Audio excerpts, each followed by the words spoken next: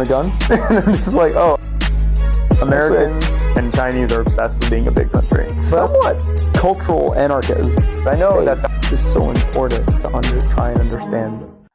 Hi, I'm Jordan. I'm a second-year Maya student at Johns Hopkins, studying international relations. And I did my first year at the Nanjing campus in China. Before that, I lived in Taiwan 3 years. I was born in the UK, and my dad's from the US, and my mother's from Panama, and she's half Chinese too. And I even moved every 2 to 3 years growing up. To be honest, what I can understand is feeling fundamentally different as a cultural interaction for me. I lived in Japan and throughout middle school, and that also included the Fukushima incident, where there was the earthquake and the flood, and then the nuclear plant disaster. And immediately, my family, along with other families, were taking on emergency leave, where they went back home.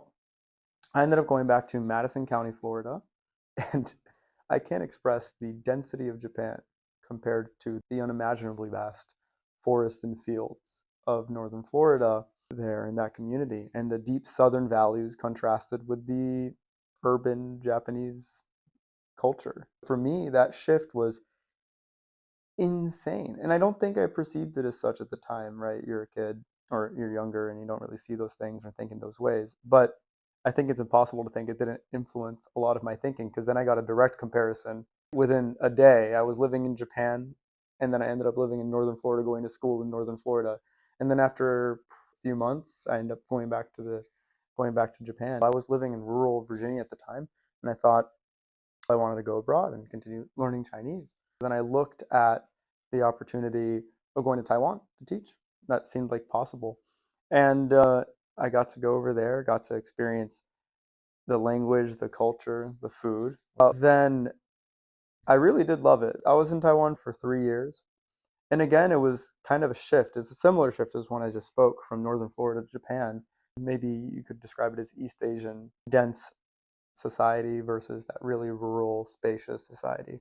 And I think I have a deep appreciation for both, but got in a government-approved taxi for entry to their quarantine location. The first person I interacted was my taxi driver. The greatest political minds you've ever met. I first get in there, and he's like, America, nice, very good. Do you own a gun? And I'm just like, oh, actually I don't. And he's like, interesting, isn't that unsafe? It was in Chinese, of course. That's my first time in Taiwan. Why not exchange like that? When you're moving around in the world, you can't remove your race from the experience. And the truth is that I am white in East Asia, but I'm not too white, if that makes sense. It's kind of an odd distinction, but I'm not blonde. I'm not, I don't have like a very full beard. And also, like, in terms of like skin color, I'm somewhat similar to just like a general range in for Taiwanese people. So as much as I was a foreigner and distinctly recognizable as such, I was also somewhat familiar. So I think, especially for younger children, you see the difference, because some of my coworkers, they were of like different races that are like, they weren't mixed like I am, right? You would see a lot more of a transitional period, because for those kids, they're looking at you like, wow, whoa, that's a completely different kind of person, which you don't see as much in maybe some more like, I don't want to say homogenous, but like less diverse countries in some ways, in terms of race and stuff like that. So I do feel like that experience smoothed it for me in a way that made it easier. I try to think about that when I'm also saying such positive things, because for other people, it might not be exactly the same experience. But I want to understand international politics. It's just that it's impossible to take it all in, and it's impossible to think I could understand all of it. So for me, China becomes an incredible source of this kind of knowledge, context, history, philosophy, and all these things. And I can't act like I understand other spheres as well, and I can't act like I understand China truly deeply. But for me, it becomes a case, right, that I want to discuss and want to dive into more. And to do that, you have to learn the language. You have to meet the people, learn the history, like the food. And I think that it's just good, a curiosity, to not just read about something. You have to live in it. You have to completely immerse yourself in trying to learn and understand that. And I think that creates a good amount of empathy, a good amount of love and passion for it. By studying each other, we can learn good things and also understand each other more, which is the most important thing maybe at the end of the day. I want the opportunity to go and study in China, even if just for a bit. It's difficult to do that. And Johns Hopkins is one of the few programs that actually lets you study in China with professors that are Chinese. Not only is living in China important, or living in a location important to understand it in a deeper way, but learning from thinkers that think from that context, being allowed into that epistemic system and to discuss with it, there's just nothing more valuable. Coming to Johns Hopkins, first and foremost, is just to be able to experience different epistemic cultures and ways of thinking. That's why I'm here in Bologna, and that's why I was in China. I have to hit on the point that Nanjing is incredibly unique, and its current culture in that small area is something that I would love to study and I think about all the time. I'm certainly a foreigner. A funny thing is when they would ask me, "What are you?" We talked about it Chinese, like, "Wait, what are you? Like, where are you from?" And I'm like, "Oh, I'm American." And like they're not satisfied with that answer. And I was like, "Oh, I'm mixed." And they're like, "Oh, yes, you are. Yes, I can tell." These questions led to a certain level of, okay, are you Chinese or not? How Chinese are you? But I interacted with Chinese people a lot, local Chinese people, in a very interesting way too, which was sports. Because I really like playing soccer, so I would play soccer in the university, and I was also on a Chinese intramural team. And I had a lot of interaction with Chinese friends playing sports. And I do think maybe talk about sports diplomacy. I mean, one, it's just kind of this neutral, fun thing that people get to do together. It was very interesting because actually the best soccer players in Nanjing, let's not say everywhere, but in Nanjing, they're like 50 years old. They're like older, which was amazing. So I was getting absolutely destroyed by old men in soccer in the Nanjing campus. And I was so fascinated by that because that's not true anywhere else I've been ever.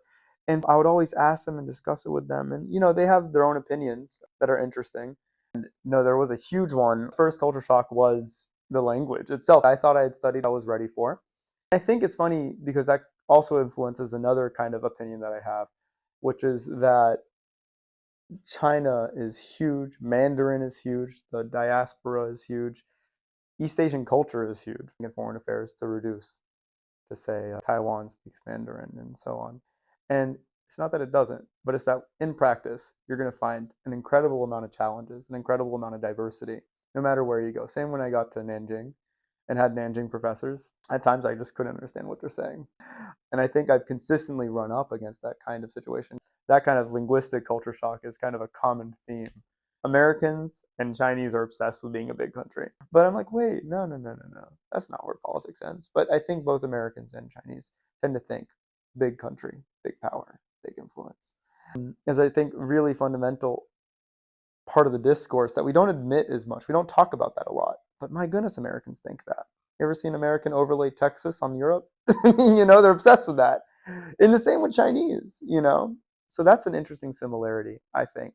I also think that Americans and Chinese people are both somewhat cultural anarchists. I know that sounds so untrue, but China believes in its culture and Chinese history and culture. Yeah, but China has also worked really hard to kind of urbanize and modernize its culture in a way that has taken away some practices, calling them like whoa, like behind things that they think they're part of our culture, but they're not good practices actually, which is okay. Societies can view their culture how they want. And the US is the same way. I mean, we tend to actually be able to pretty practically reject tradition for our modern values, and I think in both cultures. And I think it's represented most clearly in food.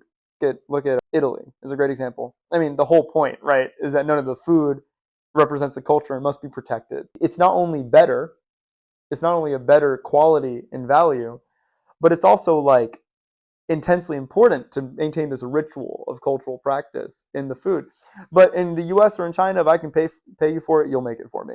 There's absolute anarchy. Look at the pizzas in China, and the same probably for sushi in the US. There's not a care in the world for that.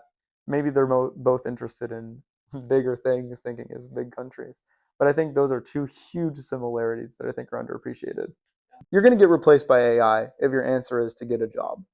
You're going to get replaced by AI if your answer is to hit a couple certification standards and be visible by the meritocracy in a way that rewards you with employment or some title. That's useless. It's absolutely useless.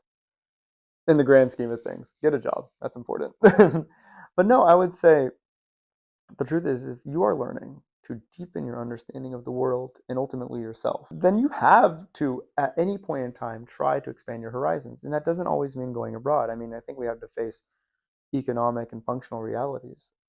But being able to move space is so important to try and understand ourselves in the world. I mean, ourselves in a different context, but also the world, as every environment shows its differences to you.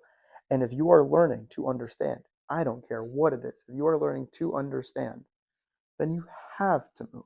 You have to take your physical space, your physical body, and change its context. You have to. The experience of differences is what learning is. And if you don't do that, you are not learning fully. So it's very clear. You have to. And you might think, well, maybe not for biology and physics. And I fear that people that study hard sciences do not do it because they don't think they have to. Everyone should. If learning is about man understanding itself, humankind understanding themselves, then if you're so lucky in this era to do so, then do so. Move states if you can't move countries.